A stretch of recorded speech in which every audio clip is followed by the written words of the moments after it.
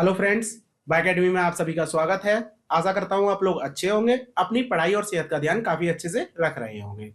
मैंने आपको बोला था कि ईएमआरएस का पेपर हम एनालिसिस करेंगे और ये देखेंगे कि जो क्वेश्चन आ रहे हैं, मतलब 2023 का जो पेपर है उसमें जो क्वेश्चन आ रहे हैं वो क्वेश्चन कहां से आ रहे हैं, जिससे आपका एक भ्रम दूर हो जाएगा कि पेड कोर्स लेना है या नहीं लेना है। मैंने आपको पहले ही बताया था कि पेड कोर्स अगर आप लेते हैं तो आपका नुकसान है, अगर आप पेड नोट्स लेते हैं तो आपका नुकसान है। आज आप वीडियो देखेंगे तो आपको पता चल जाएगा कि क्वेश्चंस कहां से बन रहे हैं, किस जगह से बन रहे हैं, और जो मैं बात शुरू से कह रहा था आज आपका पूरा भ्रम दूर हो जाएगा।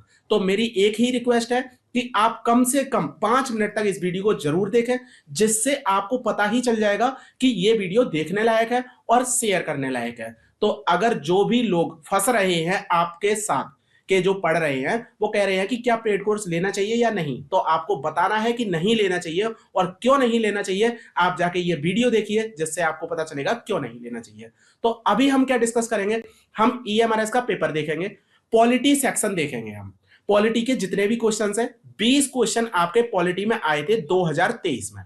तो आपको 20 क्वेश्चन का पूरा मैं एनालिसिस कराऊंगा और आपकी वीडियो ये थोड़ी सी लंबी हो जाएगी, तो थोड़ा सा पेशेंस रख के जरूर देखना है। मैं बस यही कहूंगा कि आज की वीडियो में आपको पेशेंस रखना है। ओके, कोई प्रमोशन नहीं, कोई भी उल्टी सीधी बातें नहीं, सिर्फ हम क्वेश्चन देखेंगे और क्वेश्चन के साथ बस यही देखेंगे कि इसका आंसर कहां है, किस जगह पर, किस लाइन में इसका आंसर दिया हुआ है। स्टार्ट करते हैं पहले क्वेश्चन से।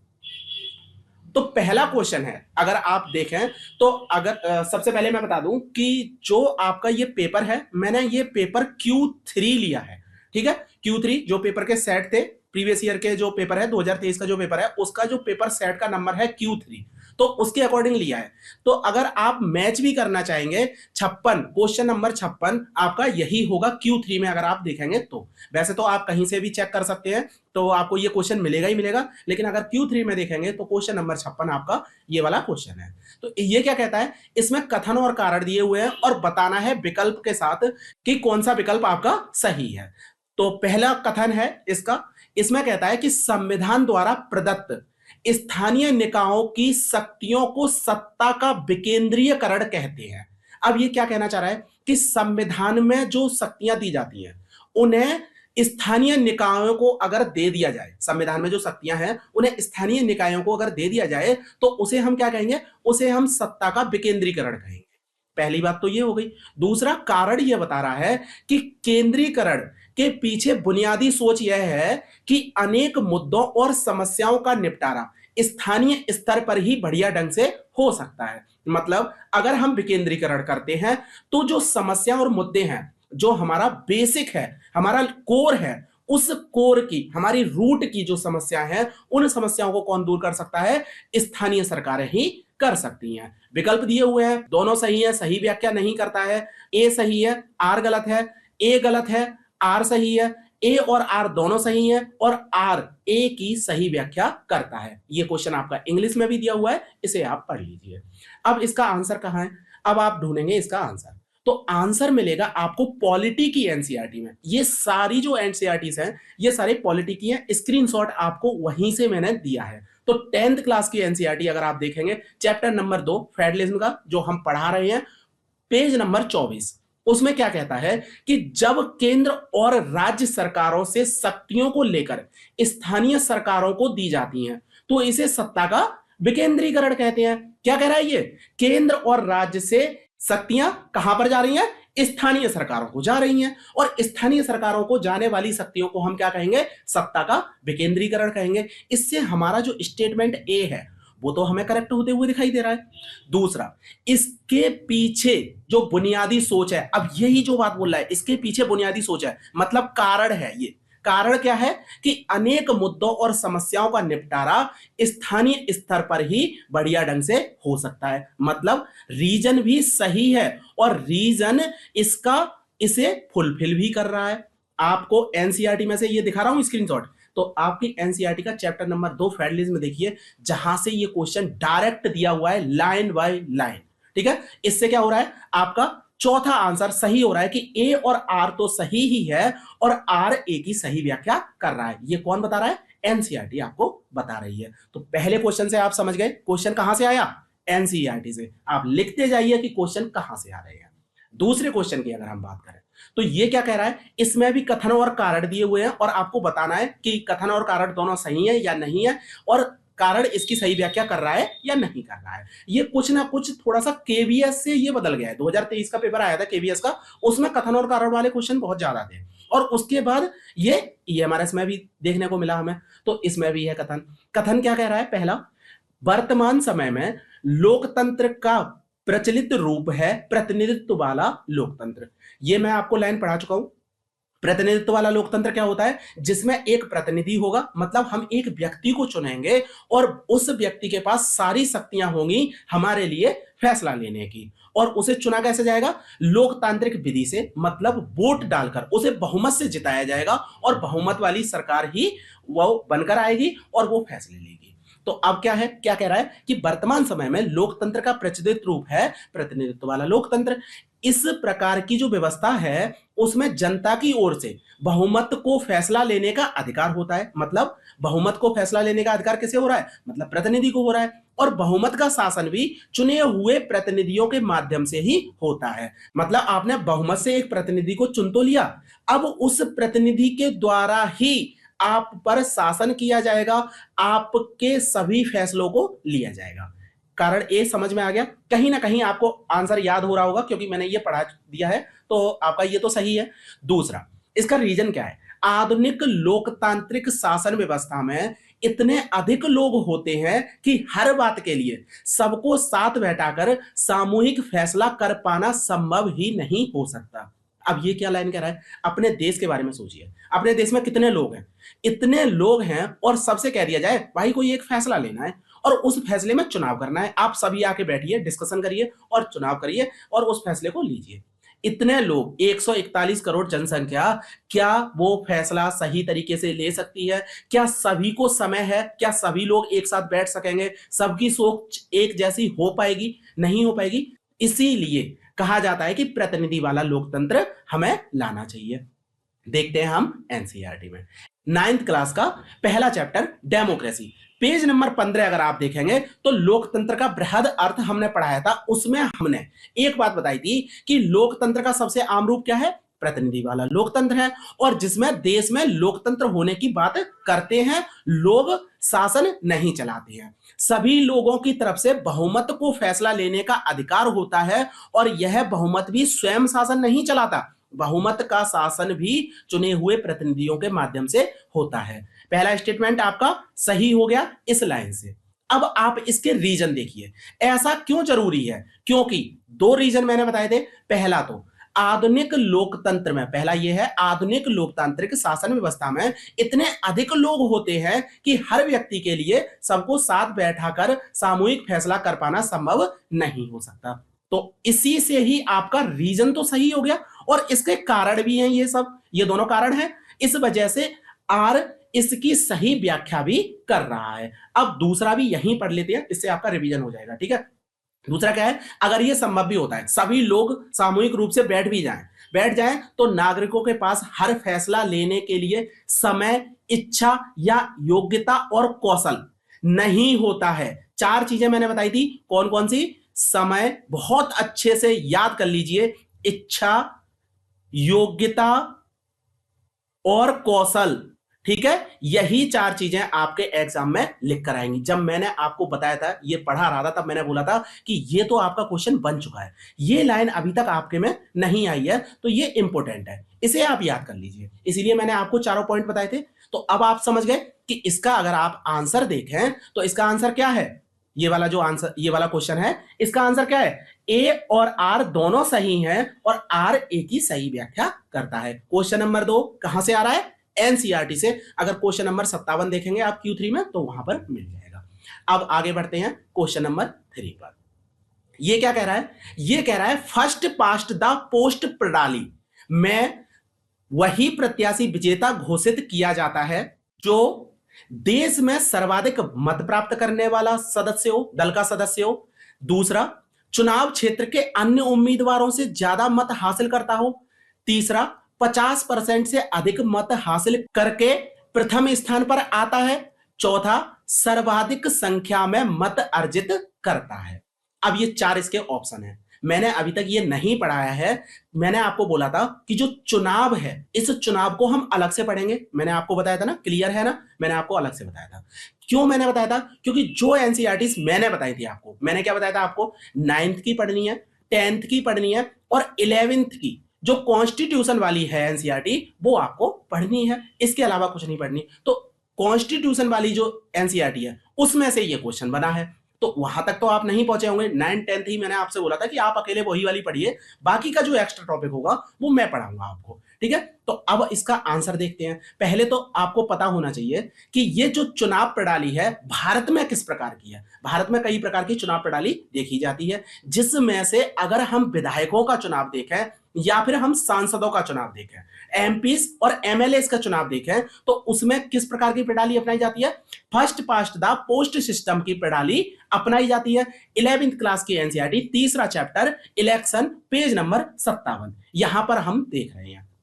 अब इसमें होता क्या है, इस व्यवस्था में जिस प्रत्याशी को अन्य सभी प्रत्याशियों से अधिक वोट मिल जाते हैं उसे ही निर्वाचित घोषित कर दिया जाता है। मतलब अन्य प्रत्याशी से, कोई भी, जितने भी प्रत्याशी हैं 15-20 प्रत्याशी होंगे, उसमें से एक प्रत्याशी है, उसे अन्य प्रत्याशियों से अधिक वोट मिल गए तो उसे क्या किया जाएगा? निर्वाचित घोषित कर दिया जाएगा। विजयी जो प्रत्याशी है उसके लिए जरूरी नहीं है कि कुल मतों का बहुमत मिले, कुल मतों के बहुमत की आवश्यकता नहीं है उसे। मतलब कि अगर 100 वोट पड़े हैं तो 100 वोट में से बहुमत क्या होगा? 51 होगा, क्योंकि 50% + 1 होता है, तो 51 वोट उसे मिलने चाहिए। लेकिन 51 नहीं, अगर 10 लोग वहां पर खड़े हैं और सबको मिले हैं 10 10 10 10 और एक को मिले हैं 9 और एक को मिले हैं 11, तो कौन जीतेगा? 11 वोट जिसे मिले हैं वो व्यक्ति जीत जाएगा। और इसे ही हम क्या कहते हैं? First past the post system कहते हैं, ठीक है। तो चुनावी दौड़ में प्रत्याशी अन्य सभी प्रत्याशियों के मुकाबले आगे निकल जाता है, वही विजयी होता है। इसे हम क्या कहते हैं? बहुलवादी व्यवस्था कहते हैं। मतलब एक जगह पर आपने ग्रुप बांट दिए और उस ग्रुप में सबसे ज्यादा जहां पर व्यक्ति होंगे उन व्यक्तियों की ही व्यवस्था को हम सही मानेंगे कि ये जीत गए और इन्हें ही हम क्या कर रहे हैं? सीट दे रहे हैं, यही हमारे लिए चुनाव लड़ेंगे। इससे आपको कहां आंसर मिल रहा है? पहला आंसर देखिए, देश में सर्वाधिक मत प्राप्त करने वाला दल का सदस्य हो। अगर सर्वाधिक मत प्राप्त करने वाला दल, अभी आप अगर रिसेंट में देखिए तो बीजेपी के प्रत्येक व्यक्ति को देखा जाए तो प्रत्येक व्यक्ति जीतना चाहिए था। अगर जो ऐसा आंसर होना चाहिए था तो क्या ऐसा होता है? नहीं, सर्वाधिक मत तो आप बीजेपी ने जीता। लेकिन बहुत सी जगह हैं जहां पर सपा के व्यक्ति भी जीते, जहां बसपा के भी जीते, जहां पर आपको कांग्रेस के भी जीतते हुए दिखाई दिए।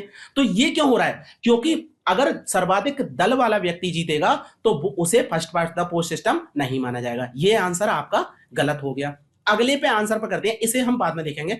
50% से अधिक मत हासिल करने वाला प्रथम स्थान पर आता है। ये तो हमने बता दिया कि बहुमत हासिल करने की उसे आवश्यकता ही नहीं है।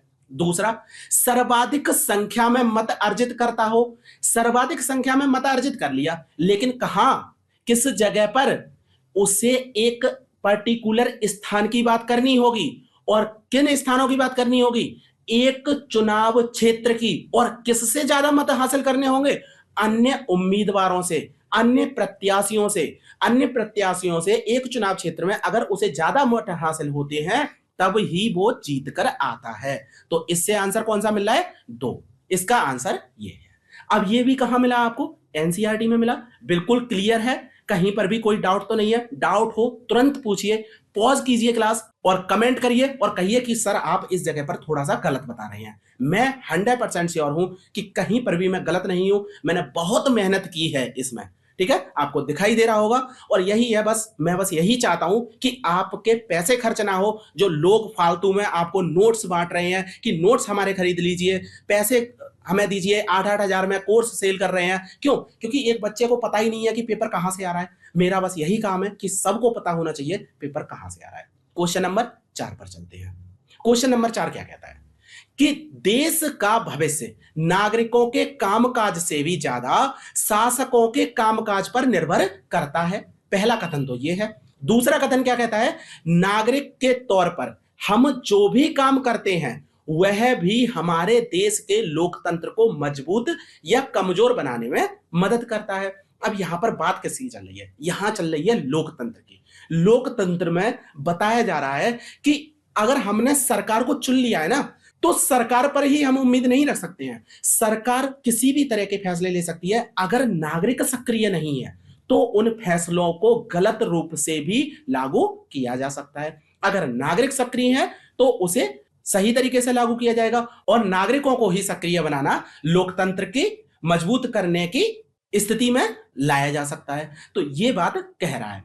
अब ये बात हम कर चुके हैं, इस वजह से मैंने आपको जब पढ़ाया था तब मैंने आपको क्या बताया था कि देश का भविष्य सरकार के हाथ में नहीं है, किनके हाथ में है? नागरिकों के हाथ में है। तो नागरिकों की शक्ति अधिक होती है। अगर नागरिक चाहें तो देश के भविष्य को सुधार सकते हैं, अगर नागरिक सक्रिय नहीं होंगे तो देश का भविष्य अंधकार में जा सकता है। तो पहला कथन तो गलत आपको दिखाई दे रहा है और दूसरा कथन आपको सही दिखाई दे रहा है। तो इससे आंसर क्या मिल गया? आंसर मिल गया ये। अब पहुंचते हैं हम एनसीईआरटी में। ये कहां पर दिया हुआ है?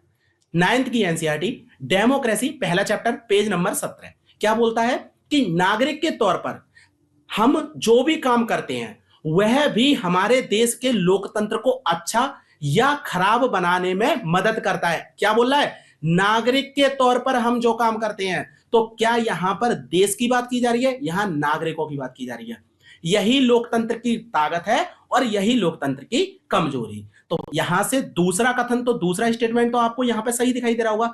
अब अगला पढ़िए। देश का भविष्य शासकों के कामकाज से भी ज्यादा नागरिकों के कामकाज पर निर्भर करता है। तो पहला स्टेटमेंट यहां पर क्या दिख रहा है कि देश का भविष्य किनके हाथ में होना चाहिए? नागरिकों के हाथ में, ना कि शासकों के कामकाज। अब आपको समझ में आया कि पहला स्टेटमेंट क्यों गलत है और दूसरा स्टेटमेंट क्यों सही है? समझ में आ गया? तो इससे आपका ये वाला आंसर देखने को मिलता है। आंसर कहां दिया हुआ है? एनसीईआरटी में। क्या लाइन भी हट रही है एनसीईआरटी से? लाइन भी नहीं हट रही है। जो एनसीईआरटी में लाइन दी हुई है सेम वही एनसीईआरटी की लाइन को डिट्टो आपके एग्जाम में रख दिया गया है। 4 क्वेश्चन हमारे हो चुके हैं, बाकी के 16 क्वेश्चन है। अगले क्वेश्चन पर बढ़ते हैं। अगला क्वेश्चन है 5वां। इसमें बात की जा रही है निम्नलिखित में से किन परिस्थितियों में किसी मौलिक अधिकार का हनन नहीं हो रहा है। ठीक है, तो इसमें देखना है कि मौलिक अधिकारों का हनन कहां नहीं हो रहा है। सबसे पहली बात तो मौलिक अधिकार, डेमोक्रेसी, चैप्टर नंबर 5 मैंने आपको पढ़ाया था, और मैंने आपको वो वाला बहुत एलोबरेट करके पढ़ाया था। तो क्या बोला था मैंने कि इसे कहीं पर भी आपको नहीं पढ़ना है, मेरी क्लासेस देख लीजिए, इसके अलावा नहीं। तो मैंने इसका आंसर भी दिया हुआ है, जिसमें मैंने ये नहीं बताया कि देखिए स्क्रीनशॉट नहीं दिया है। बाकी का आपका क्या है, 9th क्लास की एनसीईआरटी है, फंडामेंटल राइट में आपका आंसर मिल जाएगा। ये पेज नंबर गलत दिया हुआ है, तो ये फंडामेंटल में तो मिल जाएगा, लेकिन कहां पर, अगर मेरी वीडियोस आप देखेंगे वहां पर इसका आंसर मिलेगा। अब बात करते हैं इसमें क्वेश्चंस की। मैंने आपको क्या क्या पढ़ाया था? पहला, किसी राज्य का कोई नेता दूसरे राज्य के लोगों को काम करने से रोक रहा है। एक व्यक्ति को काम करने का अधिकार होता है। कहां हमने पढ़ा था? हमने पढ़ा था आर्टिकल नंबर 16 में, 16 आर्टिकल पढ़ा था, और उसमें हमने कहा था कि काम का अधिकार, अवसर की स्वतंत्रता प्रत्येक व्यक्ति को होनी चाहिए। ठीक है, और उसमें एक हमने एक्सेप्शन देखा था कि अगर संसद चाहे तो किसी भी स्थान पर क्या कर सकती है, उस स्थान विशेष के व्यक्तियों को मान्यता दे सकती है कि यहां पर यही व्यक्ति काम करेंगे। लेकिन वो अधिकार किसके पास है? संसद के पास है। तो राज्य का नेता मतलब एमएलए, एमएलए ऐसा काम कर सकता है क्या? एमएलए ऐसा काम नहीं कर सकता। अगर एमएलए ऐसा काम कर रहा है तो वो क्या कर रहा है? व्यक्ति के मौलिक अधिकार का हनन कर रहा है। तो इससे तो ये वाला आंसर गलत हो जाता है। अब दूसरे पॉइंट की बात करते हैं। किसी जन समूह को दिल्ली में तेलुगु माध्यम के स्कूल को खोलने की अनुमति नहीं दी जा रही है। कहां पहुंचे हम? आर्टिकल 30 में। आर्टिकल 30 में हमने क्या बोला था? किसी भी स्थान पर कोई भी अगर व्यक्ति है और वो वहां पर कैसा है? अल्पसंख्यक है।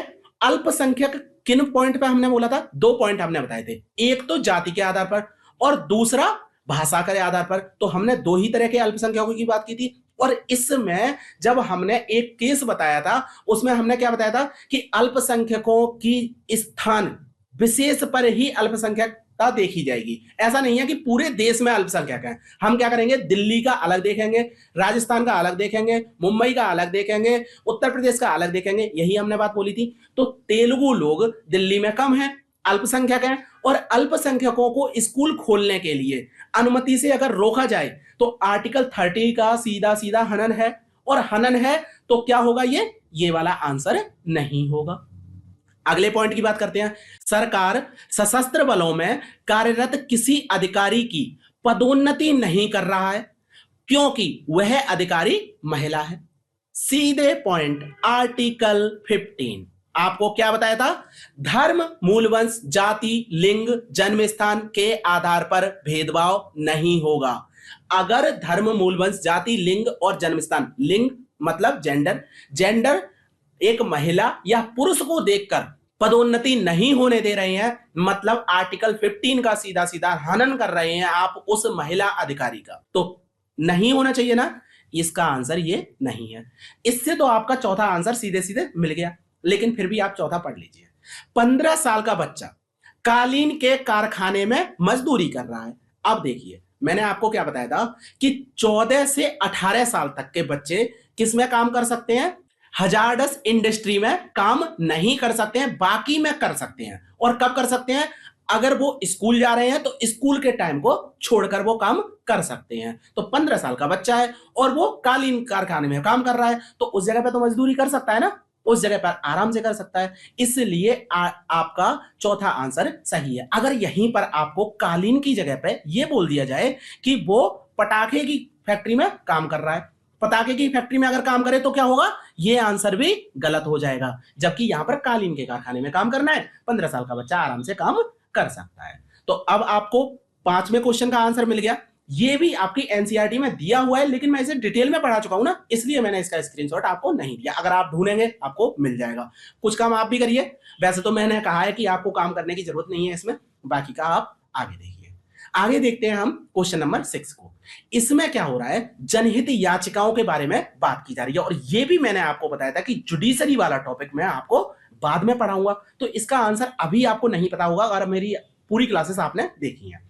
तो जनहित याचिकाएं, पहला कथन कह रहा है, जनहित याचिकाओं ने नागरिक के अधिकारों की रक्षा करने की न्यायपालिका की शक्ति में बढ़ोतरी की है। ये तो मैं आपको पढ़ा चुका हूं, छोटा सा मैंने पॉइंट जब पढ़ाया था न्यायपालिका के बारे में, तब मैंने ये बताया था कि जनहित याचिकाओं ने नागरिकों के अधिकारों की रक्षा करने की न्यायपालिका की शक्ति में बढ़ोतरी की है। कैसे बढ़ोतरी की है, अब एक व्यक्ति है, उसने जनहित याचिका डाली, मेरे अधिकारों का हनन हो रहा है, और अगर हनन हो रहा है वो सीधे न्यायपालिका में जाएगा, और न्यायपालिका क्या करेगी, उसे देखेगी, और उसे इतना आसान बनाया है, जनहित याचिका को इतना आसान बनाया है कि कोई भी व्यक्ति कैसे भी उसे लागू कर सकता है। जाके अगर आप चाहें तो एक पोस्ट कार्ड सेंड कर दीजिए न्यायपालिका को, और वो जनहित याचिका आपकी न्यायपालिका के पास पहुंच जाएगी। इसके साथ साथ आप ईमेल कर सकते हैं, इसके साथ साथ आप क्या कर सकते हैं, किसी अन्य व्यक्ति के थ्रू लागू करवा सकते हैं, या फिर कोई अन्य व्यक्ति चाहे अगर उसका पर्सनल हित ना हो तो भी वो अन्य व्यक्तियों के लिए जनहित याचिका दायर कर सकता है। इतनी तो हो गई लोगों की बात। अगर न्यायपालिका मतलब सीजेआई चाहे तो वो भी क्या कर सकता है, जनहित याचिका के आधार पर काम कर सकता है, पिटीशन डाल सकता है। वो कैसे कर सकता है, वो कर सकता है अगर उसने न्यूज़पेपर पढ़ा, मैंने एग्जांपल दिया था, न्यूज़पेपर पढ़ रहा है वो, उसने देखा अरे ये तो मुद्दा बहुत अच्छा है और इस पर थोड़ा सा जजमेंट देना चाहिए, तो वो उस पर भी काम कर सकता है। ये वाला पॉइंट आपको समझ में आ गया, सही है। अब आगे देखते हैं।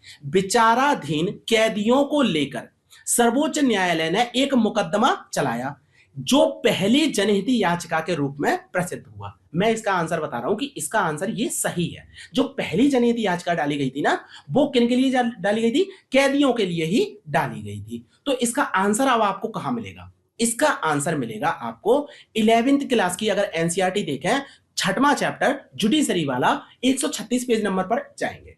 वहां पर क्या दिया हुआ है, जनहित याचिका के माध्यम से न्यायालय ने अधिकारों का दायरा बढ़ाया है। तो पहला तो आपको यही मिल गया, मतलब कथन 1 सही हो गया यहां पर। अब इसमें ही अगला एक कॉलम दिया हुआ है, उस कॉलम में लिखा हुआ है 1979 में समाचार पत्रों के विचाराधीन कैदियों के बारे में कुछ खबरें छपी थी। बिहार के जेलों में कैदियों को काफी लंबी अवधि से बंदी बनाकर रखा जा रहा था। जिन अपराधियों के लिए उन्हें गिरफ्तार किया गया था, यदि उनमें से सजा हो भी जाती थी तो भी वे उतनी लंबी अवधि के लिए कैद नहीं किए जा सकते थे। इस खबर को आधार बनाकर एक वकील ने एक याचिका दायर की। अब देखिए, एक वकील ने याचिका दायर की थी और वकील का इसमें पर्सनल हित नहीं था, इस वजह से इस याचिका को मान लिया गया। सर्वोच्च न्यायालय ने यह मुकदमा चलाया और यह पहली जनहित याचिका के रूप में प्रसिद्ध हुआ। तो यह है आपका दूसरा कथन। तो इससे आपको दोनों कथन देखने को मिल रहे हैं और दोनों ही कथन सही हैं। मतलब कथन 1 और कथन 2 सही है। आपका आंसर इसमें क्या मिलेगा? आंसर इसमें आपको 4 मिलेगा। समझ में आया? क्वेश्चन नंबर 6 आपकी एनसीईआरटी में दिया हुआ है, लेकिन फिर भी आपको 11th की एनसीईआरटी वो पढ़ना चाहे तो आप पढ़ लीजिए। वैसे मैं कहूंगा 9th और 10th की पढ़िए, सफिशिएंट है। बाकी का बाहर का मैं पढ़ाऊंगा। ठीक है, आगे बात करते हैं क्वेश्चन नंबर 7 की। इसमें क्या है, ये थोड़ा सा लेंदी है। 2 क्वेश्चन है, थोड़े से लेंदी है, ये आपको करने में थोड़ा सा अब देखिए, सभी क्वेश्चन जो 20 क्वेश्चन है, 20 के 20 क्वेश्चन अगर आप कर लेंगे तो थोड़ी ना आयोग आगे आपसे कहेगा अरे ये क्या कर रहे हो, आप सारे क्वेश्चन कर ले रहे हो। तो कुछ 1-2 क्वेश्चन ऐसे होते हैं जो थोड़े से टाइट रखे जाते हैं। इसमें 4 स्टेटमेंट दिए हुए हैं और पूछा गया है कि कौन कौन से स्टेटमेंट इसमें सही है। पहली बात करी जा रही है, 18 महीने के आपातकाल के बाद 1977 के जनवरी के माह में सरकार ने चुनाव कराने का फैसला किया। ठीक है, 18 महीने के आपातकाल, 18 महीने का आपातकाल हुआ, 1977 की जनवरी माह में चुनाव कराने की बात की गई। दूसरा स्टेटमेंट है, मोरारजी देसाई 1976-77 तक एक गैर कांग्रेसी दल की तरफ से प्रधानमंत्री रहे। तीसरा स्टेटमेंट, जगजीवन राम के नेतृत्व में एक पार्टी बनाई गई, उस पार्टी का नाम क्या रखा गया? जनता पार्टी। और चौथा स्टेटमेंट है, आपातकाल के बाद हुए लोकसभा के चुनाव में जनता पार्टी और उनके साथी दलों को लोकसभा की कुल 542 सीटों में से 36 सीटें मिली। आपको सबसे पहले समझ में आ गया होगा, चौथा स्टेटमेंट तो गलती है क्योंकि जनता पार्टी की वहां पर सरकार बनी थी। अब बात करते हैं पहले स्टेटमेंट से। ये आंसर कहां है आपका? अगर पॉलिटी की 12th क्लास की एनसीईआरटी आप देखेंगे, ये भी आपको नहीं पढ़नी है। जो भी होगा पोस्ट इंडिपेंडेंस से ये क्वेश्चन आपको मिला है, और पोस्ट इंडिपेंडेंस की ये पॉलिटी की जो बुक है, इसे हिस्ट्री में जोड़ा जाता है पोस्ट इंडिपेंडेंस इंडिया के बारे में। ठीक है, तो 6वां चैप्टर अगर आप देखेंगे 103 पेज नंबर में, इसमें बात की जा रही है 18 महीने के आपातकाल के बाद 1977 के जनवरी माह में सरकार ने चुनाव कराने का फैसला किया। पहला स्टेटमेंट यहां से आपको सही दिखाई दे रहा है, पहला स्टेटमेंट आपका यहां से सही हो गया। अब मोरारजी देसाई के बारे में बात कर रहे हैं। मोरारजी देसाई ने क्या किया था? 1977 से 79 तक एक गैर कांग्रेसी दल की तरफ से प्रधानमंत्री रहे। मोरारजी देसाई गैर कांग्रेसी दल से तो प्रधानमंत्री रहे थे, लेकिन कब रहे थे? 1977 से 79 के बीच में रहे थे। और ये क्या कह रहा है? ये कह रहा है 76-77। अरे भाई, 76-77 में तो हो ही नहीं सकते, क्योंकि उस समय पर क्या था? आपातकाल था, और आपातकाल के समय पर तो चुनाव हुए ही नहीं थे। तो 77 से 89 के बीच में मोरारजी देसाई कांग्रेसी गैर कांग्रेसी दल से प्रधानमंत्री रहे। तो दूसरा स्टेटमेंट आपको गलत दिखाई दे रहा है। तीसरी बात करते हैं जनता पार्टी की। जनता पार्टी किसने बनाई थी? जनता पार्टी तो बनी थी, चुनाव से कुछ दिन पहले ही एक पार्टी बनी जिसे हमने क्या कहा? जनता पार्टी कहा। और इसके लिए जो नेता थे, उन नेता को क्या कहा गया? जयप्रकाश नारायण। तो जयप्रकाश नारायण के नेतृत्व में जनता पार्टी ने काम किया था। और जबकि आपका क्वेश्चन क्या कह रहा है? जगजीवन राम। तो इससे आपका ये स्टेटमेंट भी गलत होता है। अब बात करते हैं आपका चौथा पॉइंट, आपातकाल के बाद हुए लोकसभा में चुनाव में जनता पार्टी और उसके साथी दलों को लोकसभा की कुल 542 सीटों में से 36 सीटें मिली। आपकी एनसीईआरटी क्या कह रही है कि यहां पर जो जनता पार्टी की सीटें थी वो 542 में से कितनी थी? 330 सीटें मिली थी। ठीक है, तो ये आपको याद रखना है कि 330 सीटें थी 542 में से। आपको यहां क्या बोल रहा है? 36 सीटें थी। तो इससे क्या हो रहा है? आपका ये भी आंसर गलत हो रहा है। तो आपके इसमें से कितने सही हुए? इसमें से केवल एक आपका सही हुआ, ए। तो यहां तो ये विकल्प है ही नहीं। अगर आप इसकी आंसर की देखेंगे तो आंसर की में भी इसका आंसर गलत बताया है कि ये हमने गलत क्वेश्चन सेट कर दिया था और इसके सभी आंसर सही मान लिए गए थे। जबकि आपका ए ही केवल सही है, बाकी के सारे गलत हैं। तो आपको इसमें क्या देखना है, ए आंसर इसका सही है। मिला कहां आपको क्वेश्चन, एनसीईआरटी में आपको क्वेश्चन मिला, लेकिन ये वाला क्वेश्चन आपको पढ़ना नहीं है। ऐसा एक क्वेश्चन और मैं दिखाऊंगा जो आपको नहीं करना है। कुछ क्वेश्चन ऐसे होते हैं ना जो आपको नहीं करने होते हैं, ठीक है। अगले क्वेश्चन की बात करते हैं। यहां क्या बात कर रहा है, यहां पर दो कथन दिए हुए हैं, कार्यपालिका में केवल राष्ट्रपति, प्रधानमंत्री या मंत्री ही नहीं होते, बल्कि इसके अंदर पूरा प्रशासनिक ढांचा भी शामिल है। अब जब मैं बता रहा था कार्यपालिका के बारे में बता रहा था, तो मैंने क्या बोला था, मैंने बोला था कि आपकी कार्यपालिका दो तरह की होती है। एक तो होती है आपकी अस्थाई कार्यपालिका, मतलब टेम्परेरी कार्यपालिका होती है एक तो, ठीक है। एक स्थायी होती है, परमानेंट वाली होती है। तो परमानेंट वाली में किस में रखते हैं हम इनमें प्रशासनिक अधिकारियों को रखते हैं, आईएएस आईपीएस जो आपके सचिवालय में होते हैं, मैंने बताया था ना आपको, याद है ना। तो सचिवालय वाले लोगों को इसमें शामिल किया जाता है।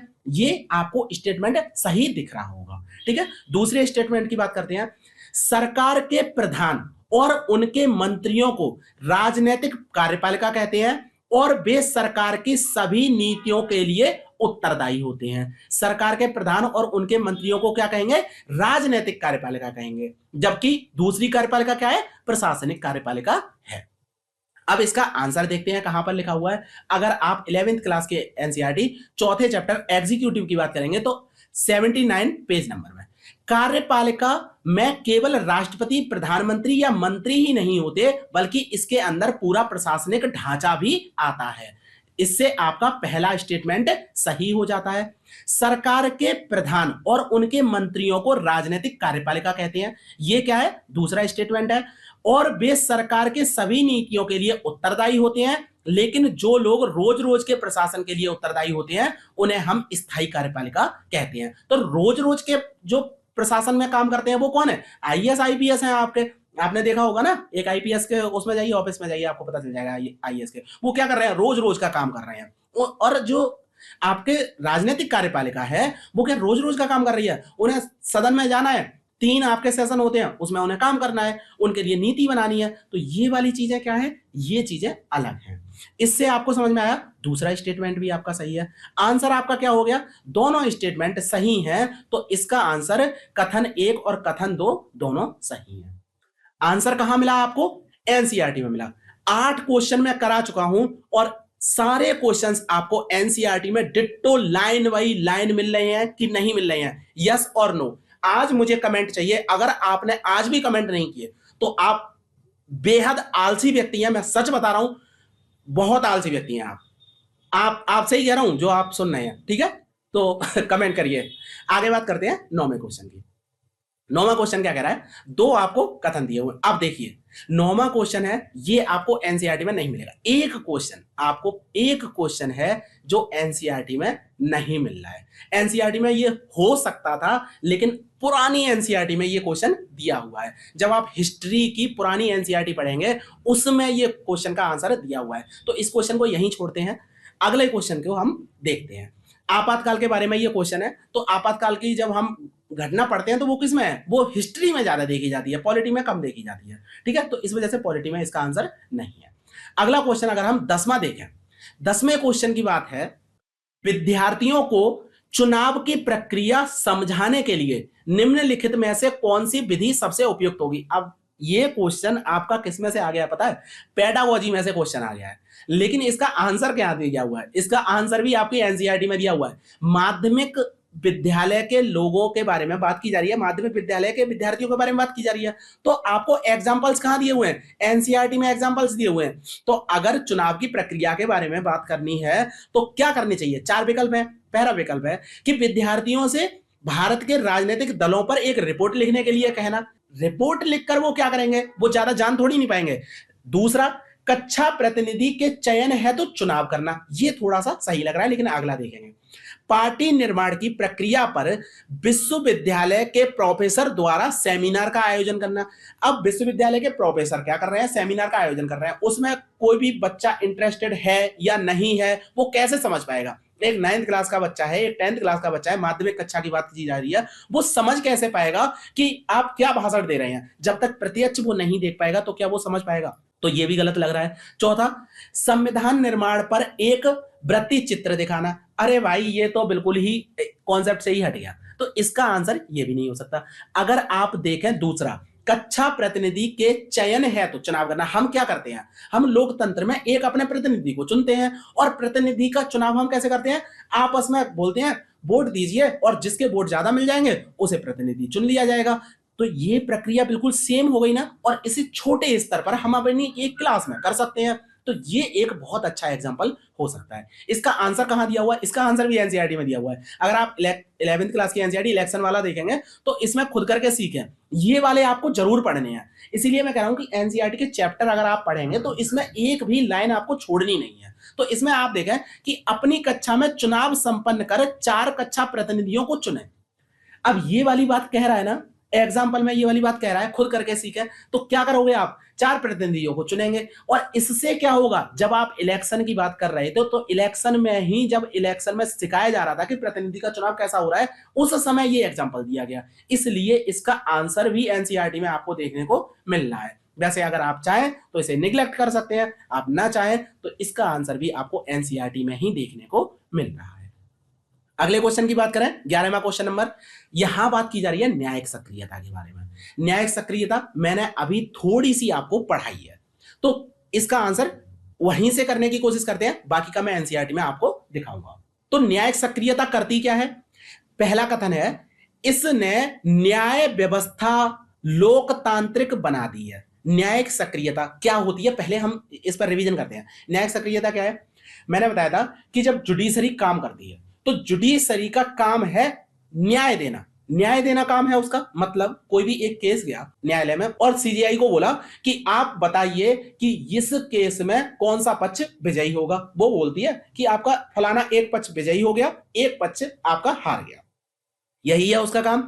लेकिन न्यायिक सक्रियता में क्या होगा, मैंने एक एग्जाम्पल दिया था बाबरी मस्जिद का और वहां पर राम मंदिर बनने का। मैंने क्या बोला था, जब ये केस गया सीजीआई ने क्या कहा कि बेशक राम मंदिर वहां बनना चाहिए, मतलब हिंदू धर्म के व्यक्तियों को, जो वहां के व्यक्ति थे, उन्हें विजयी घोषित कर दिया कि ये विजयी हैं, इनका पक्ष जीत गया। उसके बाद न्यायिक सक्रियता की भूमिका आई, उन्होंने बोला कि जो वहां पर मुस्लिम समुदाय के व्यक्ति थे उन्हें भी कुछ जमीन दो, सरकार को यह आदेश दिया कि उन्हें जमीन दो जिस पर वो कहीं पर मस्जिद बना सके। ये वो काम कैसे कर सकती है, जबकि न्यायालय का काम तो यही है कि आपको एक जजमेंट देना है जिसमें यह बताना है कि एक व्यक्ति जीत गया, एक व्यक्ति हार गया, यही तो काम है। और ये होती है न्यायिक सक्रियता। तो न्यायिक सक्रियता क्या कर रही है, लोकतंत्र को जिता रही है। एक जगह पर पहले राम मंदिर नहीं था, उस जगह पर बाबरी मस्जिद हम सभी लोगों ने देखी जीते जागते, लेकिन बाद में खोज हुई कि यहां तो राम मंदिर था और बहुत पुराने किसी एक नामी इनामी व्यक्ति ने क्या किया, उस मंदिर को तोड़ दिया, उस जगह पर एक मस्जिद बना दी और फिर मस्जिद में उसमें पूजा होने लगी। बाद में लोगों को पता चला, हिंदू धर्म के लोगों को, नहीं ये इस मस्जिद की जगह तो मंदिर ही बनना चाहिए। तो क्या जो आज के व्यक्ति हैं, जो आज के व्यक्तियों की आस्था थी वहां पर मुस्लिम व्यक्तियों की कि यहां मस्जिद होनी चाहिए, हम यहां नमाज पढ़ते हैं, तो उनकी आस्थाओं का हनन नहीं हो रहा है, उनकी आस्थाओं का भी हनन हो रहा है। इस वजह से लोकतांत्रिक व्यवस्था में कहा जाता है कि अगर कोई भी व्यक्ति पुराने पास्ट में कहीं जाके अगर वो गलत कर देगा तो क्या उसकी सजा नए लोगों को मिलेगी, नहीं मिलनी चाहिए। इस वजह से न्यायिक सक्रियता क्या करती है, न्याय व्यवस्था को और अधिक लोकतांत्रिक बनाती है, लेकिन कार्यपालिका उत्तरदायी बनने पर बाध्यकारी हुई है। कार्यपालिका कैसे उत्तरदायी बन रही है, क्योंकि न्यायालय ने बोला कार्यपालिका को यह काम करना पड़ेगा और कार्यपालिका के काम बढ़ गए कि आप तो कार्यपालिका को काम करना पड़ेगा ना, न्यायालय ने कह दिया कि ये तो काम करो आप और उसे वो करना पड़ रहा है, तो कार्यपालिका की उत्तरदायिता बढ़ गई ना। तो इससे पहला स्टेटमेंट तो आपको सही देखने को मिल रहा है। दूसरे कथन की बात कर रहे हैं, न्यायिक सक्रियता से विधायिका, कार्यपालिका और न्यायपालिका के कार्यों के बीच का अंतर स्पष्ट हो गया है। अरे भाई भाई भाई, ये क्या हो गया, न्यायिक सक्रियता में क्या हो रहा है, न्यायालय जिसका एक काम है कि वो क्या करेगी, न्याय करेगी, विधायिका क्या करेगी, विधि बनाएगी, और कार्यपालिका क्या करेगी, कार्यों का क्रियान्वयन करेगी। लेकिन न्यायिक सक्रियता क्या कर रही है, न्यायपालिका को बोल रही है, मतलब न्यायपालिका अपनी शक्तियों से आगे बढ़कर कार्यपालिका को भी आदेश दे रहा है कि इस काम को आपको करना पड़ेगा। तो वो क्या कर रहा है? इंटरफेयर कर रहा है कार्यपालिका में। विधायिका को इसी तरह से वो बनाता है, वो क्या करता है, जैसे कोई भी स्टेटमेंट दे दे सीजेआई ने अभी क्या बोला, जो सबरी वाला मंदिर था उसमें महिलाओं का प्रवेश होना चाहिए। सबरी वाला मंदिर में आपने देखा होगा, तो उसमें महिलाओं के प्रवेश की बात की जा रही है। और विधायिका से बोला कि आपको विधि कानून की इसमें जरूरत है, किस तरह की, आर्टिकल 15, कि आप एक महिला को सिर्फ ये बोलकर कि महिला अपवित्र है, ये कुछ लोगों ने, चंद लोगों ने कह दिया जो बेवकूफ है, बिल्कुल उन्होंने बोल दिया कि महिला अपवित्र है और इन्हें एक मंदिर में प्रवेश ना करने दिया जाए। तो अपनी विधि को सुधारो और उन लोगों की बात ना मानकर विधि में जो आर्टिकल 15 है उसे सही तरीके से लागू करो। तो ये क्या हो रहा है, विधायिका में भी वो इंटरफेयर कर रहा है। तो इससे क्या हो रहा है, इससे तो अंतर धुंधला और हो रहा है, इससे अंतर स्पष्ट कहां हो रहा है, तो न्यायिक सक्रियता क्या कर रही है, इसके अंतर को धुंधला कर रही है। इससे आपका दूसरा स्टेटमेंट गलत होते हुए दिखाई दे रहा है। तो इसका आंसर क्या हो गया, इसका आंसर हो गया 3। इसमें क्या है, सॉरी, इसका आंसर क्या हो गया, इसका आंसर हो गया 2। कथन 1 सही है और कथन 2 गलत है। अब इसका आंसर देखते हैं कहां पर लिखा हुआ है। आंसर की अगर हम बात करें तो पॉलिटी की 11वीं क्लास की एनसीईआरटी जुडिशरी की बात करेंगे, 137 पेज नंबर।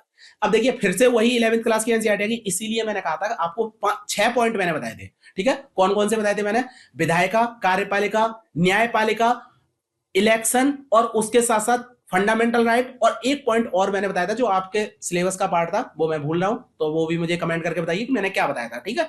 तो ये मैं सारे अलग से आपको पढ़ाऊंगा। तो जुडिशरी में से बार बार क्वेश्चन आ रहा है, अब जुडिशरी की बात क्या चल रही है। इसने न्याय व्यवस्था को लोकतांत्रिक बनाया और कार्यपालिका उत्तरदायी बनाने पर बाध्य हुई, ठीक है। चुनाव प्रणाली को भी इससे ज्यादा मुक्त और निष्पक्ष बनाने का प्रयास किया। पहला स्टेटमेंट आपका यहां से सही हो रहा है, दिख रहा है, बिल्कुल एकदम स्पष्ट लाइन लिखी हुई है ना, कि इसने न्याय व्यवस्था को लोकतांत्रिक बनाया और कार्यपालिका उत्तरदायी बनने पर बाध्य हुई। यही आपकी सीधी सीधी लाइन लिखी हुई है, इसने न्याय व्यवस्था को लोकतांत्रिक बना दिया और कार्यपालिका उत्तरदायी बनने पर बाध्य हुई। दूसरे पॉइंट की अगर हम बात करें, न्यायिक सक्रियता से विधायिका, कार्यपालिका और न्यायपालिका के कार्यों के बीच अंतर धुंधला हो गया है। अंतर स्पष्ट नहीं हो गया है, धुंधला हो गया है। तो दूसरा स्टेटमेंट आपको कहां मिल रहा है, यहां पर मिल रहा है। अब यही आपका यहां आंसर था कि दूसरा यहां पर आंसर गलत हो गया। क्यों, स्पष्ट नहीं है, धुंधला है यहां पर, ठीक है। 11वां क्वेश्चन हो गया, समझ में आ रहा है ना आपको, सब कुछ एनसीईआरटी से मिल रहा है ना। आगे बात करते हैं अगले क्वेश्चन की। 12वां क्वेश्चन है और ये क्या कह रहा है, इधर पहुंच गया। संविधान का वो कथन जिसमें कोई देश अपने संविधान के सभी बुनियादी मूल्यों और अवधारणाओं को स्पष्ट ढंग से कहता है, क्या कहलाता है, अधिनियम कहलाता है क्या, धारा, कानून या प्रस्तावना। आप एनसीईआरटी में आइए, ये मैं आपको पढ़ा चुका हूं। क्या, 9th की एनसीईआरटी, दूसरा चैप्टर कॉन्स्टिट्यूशन, तीसरा पेज नंबर। इसमें क्या बोल रहा है, संविधान की शुरुआत बुनियादी मूल्यों की एक छोटी सी उद्देशिका के साथ होती है। तो बुनियादी मूल्यों की छोटी सी उद्देशिका क्या है, इसे ही हम क्या कहते हैं, प्रस्तावना कहते हैं। उद्देशिका को ही हम प्रस्तावना कहते हैं। तो ये भी आपको क्या मिल रहा है, आंसर मिल रहा है एनसीईआरटी में। तो इसका चौथा आंसर सही है, ठीक है। समझ में आया इसका, ये भी एनसीईआरटी में है, बहुत छोटा सा 1 लाइनर क्वेश्चन था, तो इसका 1 लाइनर आंसर है। आगे बात करते हैं ये वाला क्वेश्चन। अब देखिए जो मैंने पहले बताया था ना, वही यहां पर भी ये क्वेश्चन आया है, ठीक है। ये भी क्या है, ये पोस्ट इंडिपेंडेंस से आया है। पोस्ट इंडिपेंडेंस में क्या होता है कि आपको केवल राजनीतिक स्थिति देखनी है और ज्यादातर क्वेश्चन आपके कहां मिल रहे हैं, आपके जैसे ही आपातकाल लगा, तो आपातकाल के समय पर पूरी व्यवस्था बदली थी ना। फिर मैंने बताया था 1990 का समय, 1990 के समय में भी आपकी व्यवस्था बदली थी, पूरा सब कुछ उथल पुथल हो रहा था, गठबंधन की सरकार आ रही थी। तो इस जगह से क्वेश्चंस आपको ज्यादा देखने को मिल रहे हैं। और क्वेश्चन भी आपको क्यों ना मिले इस जगह पे, जब चीजें बदलती हैं उस जगह से ही तो क्वेश्चन बनेंगे। जो साधारण रूप से चीजें चली आ रही हैं उस पर क्वेश्चन बनने का तो क्या ही मतलब है। तो इसी वजह से 1980 1990 के दशक का बहुत क्वेश्चन पूछा जा रहा है। बात करते हैं 1980 के दशक के आखिरी सालों में बेहद महत्वपूर्ण बदलाव आए थे। तो ये बात कर रहा है 1980 के दशक के आखिरी सालों में जो बदलाव आए थे, उन बदलावों का राजनीति पर गहरा असर पड़ा। तो कौन कौन से क्वेश्चन इसमें सही है, कौन कौन से पॉइंट्स हैं जो इसमें सही है। 4 इसमें ऑप्शन दिए हुए हैं। पहला, राष्ट्रीय राजनीति में मंडल मुद्दे का उदय हुआ। जो मंडल आयोग की बात की जा रही है, तो मंडल मुद्दे का उदय हुआ था वो 1980 के दशक के बाद का समय था। ठीक है, 1980 के दशक का आखिरी समय।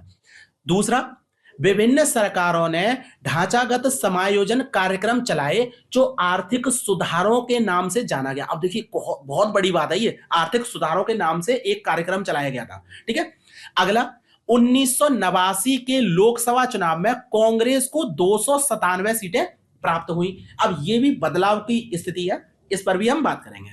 1989 में नरसिम्हा राव को कांग्रेसी द्वारा प्रधानमंत्री चुना गया। 4 स्टेटमेंट है। आंसर क्या है आपका? आंसर की बात करेंगे हम देखते हैं एनसीईआरटी में, सीधे एनसीईआरटी में जाते हैं और देखते हैं कि 1980 के दशक में कहां हो रही है। तो ये भी एनसीईआरटी वही वाली है, पोस्ट इंडिपेंडेंस वाली, इंडिया आफ्टर इंडिपेंडेंस 12th वाली। 8वां चैप्टर अगर आप देखें तो 138 139 में बात की गई है। अब यहां डायरेक्ट लाइन लिखी गई है, 1980 के दशक के आखिरी सालों में देश में 5 बड़े बदलाव आए। 5 बड़े बदलाव की बात ये एनसीईआरटी का ये वाला चैप्टर कर रहा है। कौन कौन से बड़े बदलाव आए थे? पहला बदलाव इसमें आया था कि इस दौरान एक महत्वपूर्ण घटना क्या हुई, 1989 के चुनावों में कांग्रेस की हार हुई। ठीक है, जिस पार्टी ने 1984 में लोकसभा में 415 सीटें जीती थी, वह इस चुनाव में महज 197 सीटों पर जीत सकी। ठीक है, 197 सीट पे आ गई, जिसकी 415 सीट थी 84 में, 89 में 197 सीट। अब ये आप देखिए यहां पर क्या बोल रहा है, ये 1989 में लोकसभा में चुनाव जो हुए थे उसमें कांग्रेस को कितनी सीटें मिली? 297 सीट मिली। 297 नहीं, यहां कितनी सीट मिली? 197 सीट मिली थी। तो आपका सी गलत हो गया यहां पर। अगले पॉइंट की बात करते हैं। दूसरा बड़ा बदलाव क्या आया? मंडल मुद्दे का उदय हुआ। ठीक है, 1990 में राष्ट्रीय मोर्चा की एक नई सरकार बनी और उसने मंडल आयोग की सिफारिशों को लागू कर दिया गया था। ये वाला स्टेटमेंट आपको दिखाई दे रहा है। मंडल आयोग का मतलब मंडल मुद्दे का यहां पर उदय हुआ था और 1990 में मंडल आयोग को क्या कर दिया? लागू कर दिया गया था। ये हम एनसीईआरटी में पहले भी पढ़ चुके हैं 9th क्लास की का, जब हमने बताया था कार्यपालिका कैसे काम करती है, तो वहां पर एग्जाम्पल ही था। ठीक है, ओबीसी के लिए आरक्षण, ये एग्जाम्पल यहां पर था। अगले बात करते हैं, अगला पॉइंट कि तीसरा क्या बदलाव था? इसके दौरान आर्थिक नीतियां अपनाई गई थी और ये बुनियादी तौर पर बदल चुकी थी। कैसी? इन्हें क्या कहा गया? एक ढांचागत समायोजित कार्यक्रम कहा गया, जिसे नए आर्थिक सुधार के नाम से जाना गया। नए आर्थिक सुधार के नाम से जाना गया और यही आपका पॉइंट कह रहा है कि सरकारों ने क्या किया? ढांचागत समायोजन कार्यक्रम चलाया, जिसे क्या कहा गया? आर्थिक सुधार के नाम से जाना गया। तो नए आर्थिक सुधार के नाम से जाना गया था। दूसरा स्टेटमेंट भी आपको सही होते दिख रहा है।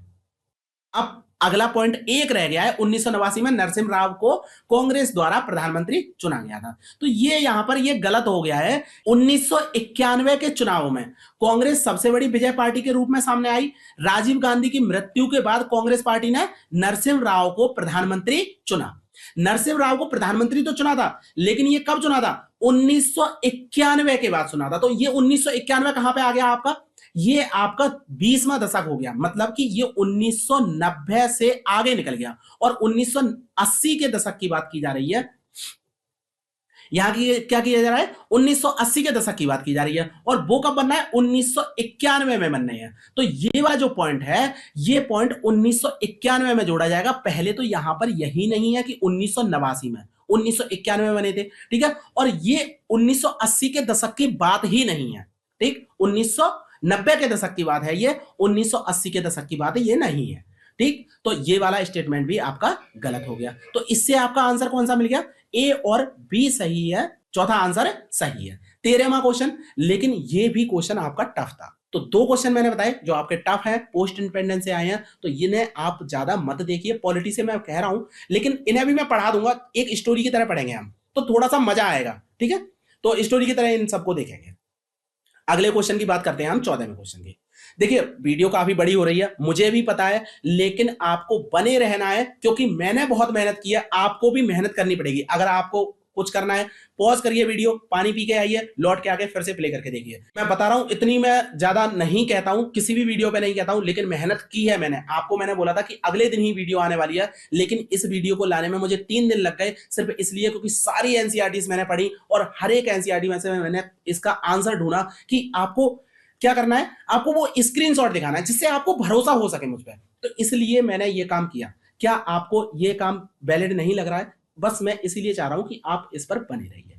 बात करते हैं क्वेश्चन नंबर 14। इसमें भी 2 कथन दिए गए हैं, बताना है कौन सा कथन सही है। पहला, ग्राम पंचायत का सचिव। अब देखिए, सचिव की बात यहां पर हो रही है और सचिव की बात 6th क्लास की एनसीईआरटी में आपने पढ़ी थी, ठीक है, बहुत पुराने, बहुत छोटे बच्चों की जब एनसीईआरटी थी उसमें आपने पढ़ी थी। तो ये आपको 6 के में ही आंसर मिल गया था मुझे। वैसे तो आपको अगर 11th क्लास की एनसीईआरटी पढ़ेंगे तो उसमें भी आंसर मिलेगा, लेकिन 6 की में मिल गया, इसलिए मैंने 6 का ही डाला कि देखिए कितना छोटा क्वेश्चन आया आपका। ग्राम पंचायत का सचिव ग्राम सभा का भी सचिव होता है, पहली लाइन। दूसरा, सचिव का चुनाव नहीं होता, उसे सरकार द्वारा नियुक्त किया जाता है। कौन से स्टेटमेंट सही है? मैं आपको स्क्रीनशॉट दिखाता हूं। देखिए ये लिखा हुआ है, इसमें क्या बोल रहा है, the gram panchayat has a secretary who is also the secretary of gram सभा।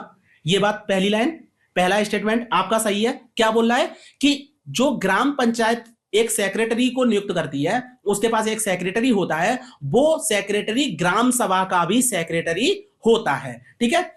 This person is not an elected person but is appointed by the government. Sidhi Sidhi line यहां पर लिखी हुई है। दूसरा स्टेटमेंट भी आपको सही होते दिख रहा है कि ये अपॉइंटेड व्यक्ति होता है, इसे इलेक्ट नहीं किया जाता है। तो यहां पर आपको दूसरा भी स्टेटमेंट सही दिख रहा है, पहला स्टेटमेंट भी सही दिख रहा है। तो क्या है, कथन ए और कथन बी दोनों ही सही है।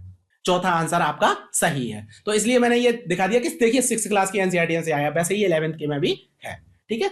अगला बात करते हैं 15वें क्वेश्चन की। 15वां क्वेश्चन संघवाद हम पढ़ चुके हैं, संघवाद ही पढ़ रहे हैं। संघवाद में क्या होता है, देश में एक से ज्यादा स्तर की सरकारें होती हैं। दूसरा, सभी राज्यों को सभी मुद्दों पर फैसला लेने की स्वायत्ता होती है। अब देखिए यहीं पर पॉइंट एक गड़बड़, कि सभी राज्यों को सभी मुद्दों पर फैसले लेने की स्वायत्ता होती है, जबकि पॉइंट पे हमने क्या कहा था, संघ सूची, राज्य सूची, समवर्ती सूची बात की थी ना। तो राज्यों को स्वायत्ता होती है, लेकिन कुछ विषयों पर केंद्र को स्वायत्ता होती है, कुछ विषयों पर, सभी विषयों पर तो केंद्र को भी नहीं होती है और सभी विषयों को राज्य पर भी नहीं होती है। संविधान यह तय करता है कि कौन कौन से विषयों पर राज्य सूची को अधिकार है, मतलब राज्यों को अधिकार है, और कौन कौन से विषयों पर केंद्र को अधिकार है। तो दूसरा स्टेटमेंट आपको गलत होते दिखाई दे रहा है। तीसरे स्टेटमेंट की बात करते हैं। राष्ट्रीय महत्व के सवालों पर कुछ राज्यों को केंद्र सरकार द्वारा बनाए गए नियमों को मानना पड़ता है। देखते ही आप इसे सही कर देंगे, लेकिन क्या बोला, राष्ट्रीय महत्व के सवालों पर कुछ राज्यों को, कुछ राज्य क्या होता है भाई, सभी राज्यों को, कुछ राज्यों की बात नहीं हो रही है, सभी राज्यों को केंद्र सरकार द्वारा बनाए गए नियमों को मानना पड़ता है। तो दूसरा स्टेटमेंट भी आपका गलत हो गया। तीसरे स्टेटमेंट की बात करते हैं। राज्य केवल केंद्रीय सरकार के प्रतिनिधि होते हैं। ये तो गलत बात हो गई कि राज्य प्रतिनिधि होते हैं, प्रतिनिधि नहीं होते हैं। वो क्या करते हैं, वो भी हिस्सा लेते हैं सरकार में और अपने राज्य में सरकार चलाते हैं, तो प्रतिनिधि मात्र नहीं है। समझ में आया? तो अब क्या है, देश में एक से ज्यादा स्तर की सरकार होती है और अपने देश में तो 3 स्तर की सरकार देखने को मिलती है। कौन सी? एक केंद्र होती है, दूसरा राज्य सरकार होती है और तीसरी पंचायत होती है। इसका आंसर कहां है आपका? अगर आप 10th क्लास की एनसीईआरटी फेडरलिज्म देखेंगे, दूसरा चैप्टर 15वें पेज पर बोला गया है संघीय व्यवस्था की विशेषताओं के बारे में। अगर हम बात करें तो मैंने आपको सारी विशेषताएं पढ़ाई थी। उन विशेषताओं में पहली ही विशेषता कहती है कि यहां सरकार 2 या अधिक स्तरों वाली होनी चाहिए। मतलब 2 या अधिक स्तरों वाली का क्या मतलब है? एक से अधिक होनी ही होनी चाहिए। एक से अधिक का क्या मतलब? 2 हो सकते हैं, 3 हो सकते हैं, 4 हो सकते हैं। तो ये भी आपकी एनसीईआरटी में आंसर दिया हुआ है। क्या है इसका आंसर? पहला आंसर है देश में एक से ज्यादा स्तर की सरकार होती है। मतलब 2 हो सकती है, 2 स्तर की सरकार, 3 स्तर की सरकार, 4 स्तर की सरकार, कितने भी स्तर की सरकार हो सकती है, लेकिन एक स्तर की सरकार नहीं होगी। ठीक है, अगले क्वेश्चन की बात करते हैं। अगला क्वेश्चन है, लोकतंत्र राजनीति में बेहतर विकल्प है क्योंकि ये क्या करता है? यह व्यक्ति की गरिमा को बढ़ाता है। मैंने आपको बताया था जब मैं आपको पढ़ा रहा था, तो मैंने लोकतंत्र के बारे में तो हम पढ़ा ही चुके हैं ना, डेमोक्रेसी के बारे में। डेमोक्रेसी आपने पढ़ लिया। देखिए वीडियो देख रहे हो कि नहीं देख रहे हो? तो लोकतंत्र राजनीति के लिए मैंने बताया था कि ये क्या करता है, यहां पर व्यक्ति की गरिमा को बढ़ाता है। हम क्या करते हैं, चुनाव लड़ने गए, और चुनाव लड़ने गए तो अंबानी जी भी हमें लाइन में लगे मिले। ठीक है, एक रिक्शे वाला भी लाइन में लगा मिला। रिक्शे वाला क्या बोल रहा है, अरे आज तो आप लाइन में लगे हैं ना, हमारी गरिमा बढ़ी है, मतलब उसके दिमाग में आ रहा है कि मैं भी उस व्यक्ति का चुनाव कर रहा हूं, इस देश में जो भी कानून बन रहे हैं उसमें मेरा भी हाथ है, तो उसकी गरिमा बढ़ी ना, इस वजह से उसकी गरिमा बढ़ती है। यह नागरिकों में समानता को बढ़ावा देता है। नागरिकों में समानता कैसे? अंबानी और रिक्शे वाले एक ही लाइन में लगे हुए हैं, तो क्या हो रहा है? समानता बढ़ रही है। और यह हर व्यक्ति की इच्छा की पूर्ति करता है। यहां आके थोड़ा सा डाउट हो गया। कैसे? कि हर व्यक्ति की इच्छा की पूर्ति लोकतंत्र में हो कैसे सकती है, जबकि यहां सरकार कैसी बनती है? बहुमत की सरकार बनती है। मान लीजिए 100 व्यक्ति क्या करने गए? वोट डालने गए। एक जगह पर 40 वोट पड़े, एक जगह पर पड़े 60 वोट, तो 60 वोट वाला व्यक्ति जीत गया, प्रतिनिधि बनकर आ गया। और ये 40 जो व्यक्ति थे उन्होंने दूसरे प्रतिनिधि को चुनना था, तो क्या इनके इच्छा की पूर्ति हुई? इनके इच्छा की पूर्ति तो नहीं हुई, केवल 60 व्यक्तियों की इच्छा की पूर्ति हुई। तो यहां पर बहुमत की इच्छा की पूर्ति होती है, ना कि हर व्यक्ति की इच्छा की पूर्ति होती है। ये आपकी एनसीईआरटी के पहले चैप्टर में ही मिल जाएगा, 9th क्लास की एनसीईआरटी अगर आप देखेंगे, डेमोक्रेसी पेज नंबर 3। यहां क्या करता है? लोकतंत्र नागरिकों का सम्मान बढ़ाता है, यह राजनीति में समानता के सिद्धांत पर आधारित है। ये दोनों लाइनें आपको मिल गई, लेकिन कहीं पर भी आपको ये नहीं दिखाई देगा कि ये व्यक्ति की इच्छा की पूर्ति करता है। प्रत्येक व्यक्ति की इच्छा की पूर्ति नहीं करेगा। ठीक है, तो दोनों स्टेटमेंट यहां पे दिखाई देगा, यही दोनों स्टेटमेंट आपको सही है, तीसरा स्टेटमेंट गलत है, इसलिए इसका आंसर हो जाएगा 4, ए और बी सही है। अगले क्वेश्चन की बात करते हैं। 16 क्वेश्चन हो गए। देखिए 16 क्वेश्चन हो गए। क्या कोई भी क्वेश्चन है जो नहीं था? सिर्फ एक क्वेश्चन मैंने बताया कि एक क्वेश्चन नहीं आया था, बाकी के 16 में से 15 क्वेश्चन आपको सीधे एनसीईआरटी से, सीधी लाइन आपको एनसीईआरटी से मिल रही है। 17वें क्वेश्चन की बात करते हैं। 17वां क्वेश्चन क्या कहता है? संविधान सभा के बारे में निम्नलिखित में से कौन सा कथन सही है? पहली लाइन, भारतीय संविधान लिखने वाली सभा में 299 सदस्य थे, ये भी आप पढ़ चुके हैं, लेकिन फिर भी मैं आपको दिखाऊंगा। महात्मा गांधी संविधान सभा के सदस्य नहीं थे, ये भी आप पढ़ चुके हैं, लेकिन मैं आपको दिखाऊंगा। संविधान सभा में होने वाली गंभीर चर्चाओं को कॉन्स्टिट्यूएंट असेंबली डिबेट नाम से प्रकाशित किया गया। कितनी किताबें थी? 12 किताबें थी, 12 किताबों को छापा गया था। तो ये भी हम स्टेटमेंट देखते हैं, ये भी सही है। आंसर इसका क्या है? आंसर इसका 3 है, ए बी सी तीनों सही हैं। अब बात करते हैं आपकी एनसीईआरटी में कहां इसका आंसर दिया हुआ है। पहली बात करते हैं, भारतीय संविधान लिखने वाली सभा में कितने सदस्य थे? 299 सदस्य थे। 26 नवंबर 1949 को काम पूरा कर लिया गया था और इसे लागू कर दिया गया था। ठीक है, कब लागू किया गया था? 26 जनवरी को लागू कर दिया गया था 1950 को। ठीक है, महात्मा गांधी ऐसे व्यक्ति थे जो संविधान में थे ही नहीं, संविधान सभा में थे ही नहीं, महान व्यक्ति थे, लेकिन इनका नाम संविधान सभा में नहीं है। इन्होंने तो यह भी बोला था कि कांग्रेस को डिबॉलिश कर दिया जाए, मतलब कांग्रेस को भी भाग नहीं लेना चाहिए। कांग्रेस का काम था केवल भारत को आजादी दिलाना, लेकिन जो हमारे नेहरू जी थे उन्होंने बोला था कि नहीं, आगे भी हमें पार्टिसिपेट करना चाहिए।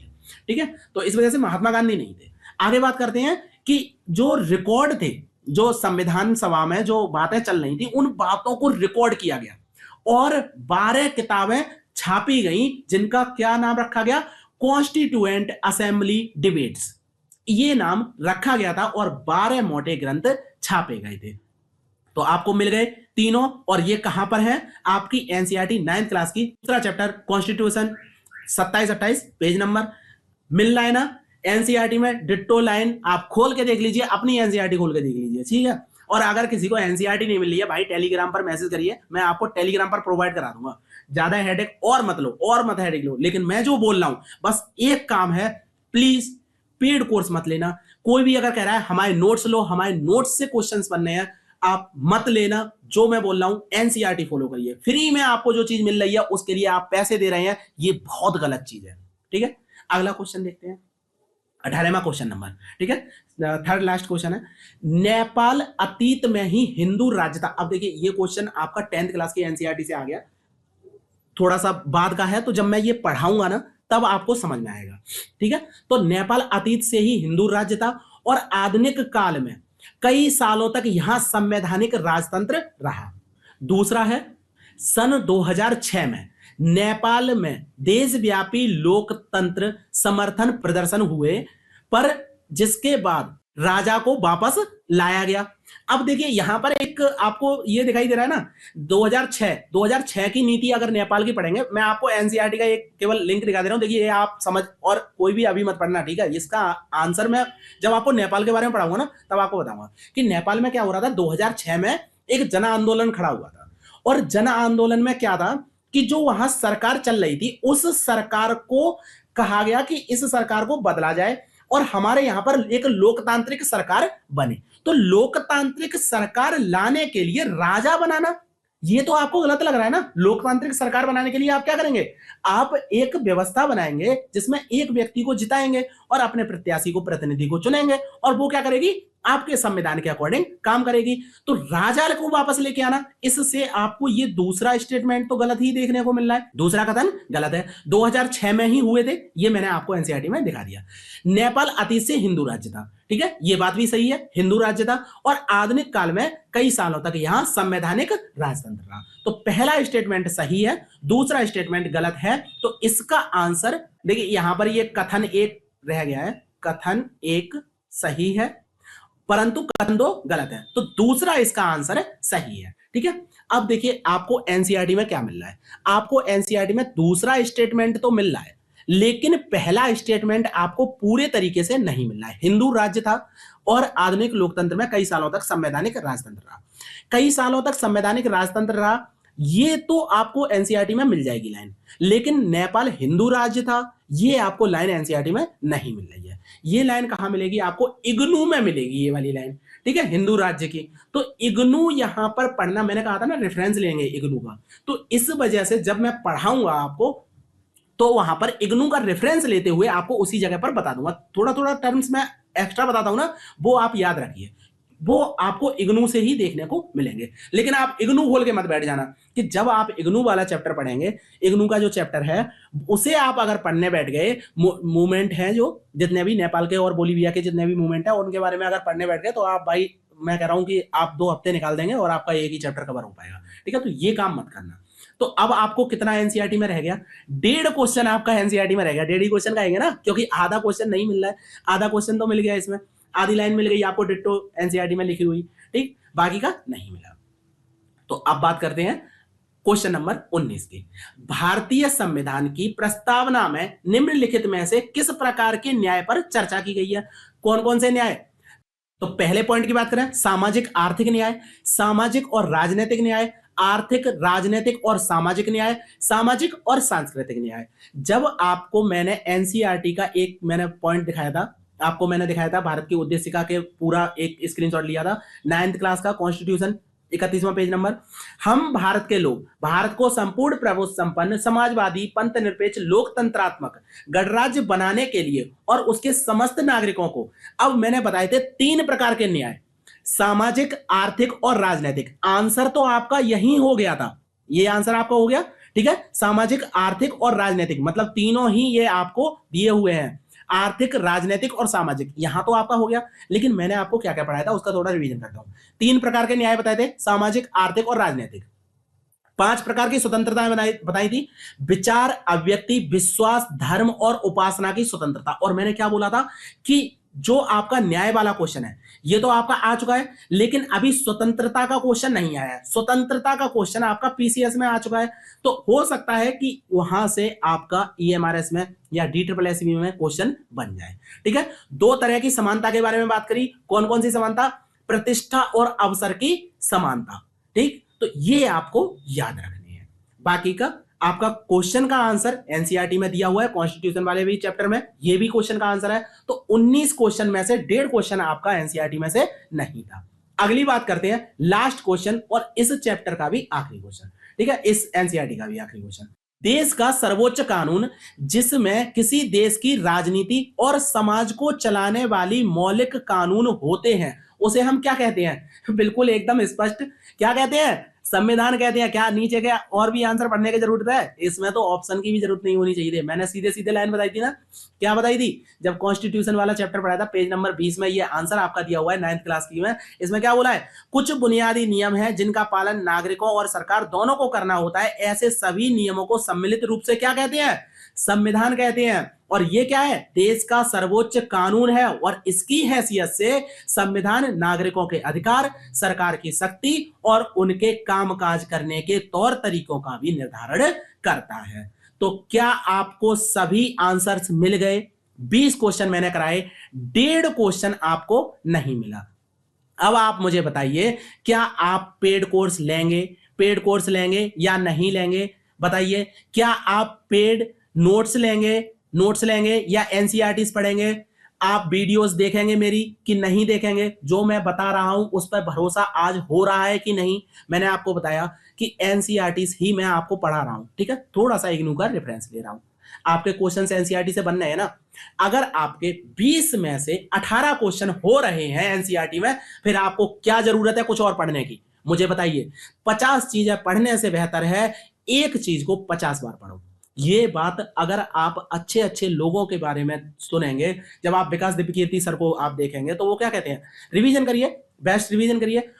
आप विनीत सर को देखेंगे, वो क्या कहेंगे? रिवीजन करिए। अमित सर को देखेंगे, क्या कहेंगे? रिवीजन करिए। मैं बड़े बड़े टीचर्स की बात कर रहा हूं, वो क्या कहते हैं? रिवीजन करो, एक ही चीज को फॉलो करो, दूसरी चीज को फॉलो मत करो अगर आपको सफल होना है तो। अब मैंने आपको पूरा दिखा दिया, पॉलिटी का मैंने पूरा दिखा दिया, ठीक है? अब बात आएगी कि सर पॉलिटी का तो हम कर चुके, अब इकोनॉमिक्स का दिखा दो। इकोनॉमिक्स का भी देख लेंगे, उसके बाद ज्योग्राफी का भी देख लेंगे, हिस्ट्री का भी देख लेंगे। लेकिन आप आज ये दिखाइए कि ये वीडियो आप कितनी शेयर कर रहे हैं। अगर आपने ज्यादा से ज्यादा शेयर की तो मैं आपको, जितनी ज्यादा आप शेयर करेंगे, जल्दी से जल्दी आपको अगली वीडियो मिलेगी। सारी पीपीटी मैंने बना के रखी है, सारे क्वेश्चंस मैंने फाइंड कर लिए हैं। अगर आपको उनका चाहिए तो मैं उनको भी लेकर आऊंगा। लेकिन पहले पता तो चलना चाहिए ना कि जितनी मैं मेहनत कर रहा हूं उस पर आपका रिएक्शन कैसा है। अगर आप चाह रहे हैं, क्या आप इतने माइंड वॉश हो चुका है आपका कि आपको फिर भी पेड कोर्स लेना है, तो भाई मैं भी कुछ नहीं कर सकता। आप जाओ और जाके पेड कोर्स लो, अब मैं कुछ नहीं कहूंगा। और बाकी का अगर मुझ पर भरोसा करना है तो शेयर कीजिए, सबको बताइए। एटलीस्ट ये वाली क्लास तो शेयर कीजिए। जिसको भी ये वाली क्लास को अपने YouTube चैनल पर रन करना है, आप अपने YouTube चैनल पर रन कीजिए, लेकिन यही कह के कि पेड कोर्स नहीं बेचेंगे हम। अगर पेड कोर्स दिया आपने, पेड नोट्स दिया आपने, तो मैं कॉपीराइट लगा दूंगा। अगर आपने नहीं दिया, आप फ्री में पढ़ा रहे हैं, तो आपका पूरा सपोर्ट है। तो आज की वीडियो में इतना ही रखते हैं। इकोनॉमिक्स की वीडियो आपको कल या परसों देखने को मिलेगी, लेकिन अगर आप शेयर कर रहे हैं, लाइक कर रहे हैं, ठीक है, कमेंट करके बता रहे हैं या नहीं, तो लेक्चर में इतना ही रखते हैं। Thank you.